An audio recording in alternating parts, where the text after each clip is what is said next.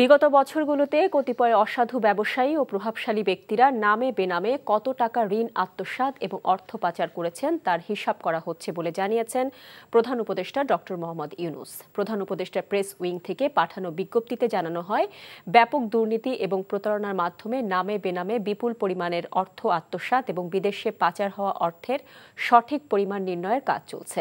দুদকসহ সংশ্লিষ্ট প্রতিষ্ঠানের সহায়তায় আত্মসাৎকারীদের স্থানীয় সম্পদ এবং অধিগ্রহণ এবং বিদেশে পাচারকৃত অর্থ ফেরত আনার মাধ্যমে আত্মসাৎকৃত অর্থ পুনরুদ্ধারের কাজ শুরু হয়েছে।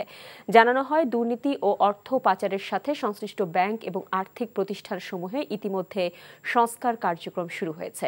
শিগগিরই ব্যাংকিং কমিশন গঠনের কথা উল্লেখ করে বিজ্ঞপ্তিতে বলা হয়, কমিশন সংশ্লিষ্ট প্রতিটি ব্যাংকে তদন্ত সাপেক্ষে প্রকৃত চিত্র প্রকাশ করা হবে এবং ব্যাংকগুলোর পুনর্গঠনের জন্য 6 মাসের মধ্যে একটি বাস্তবায়নযোগ্য রোডম্যাপ প্রণয়ন করা হবে।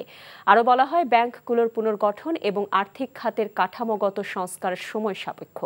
তবে সরকার বাংলাদেশের আর্থিক খাতকে আন্তর্জাতিক মান সম্পন্ন করার ব্যাপারে দৃঢ় প্রতিজ্ঞ বলেও বিজ্ঞপ্তিতে উল্লেখ করা হয়।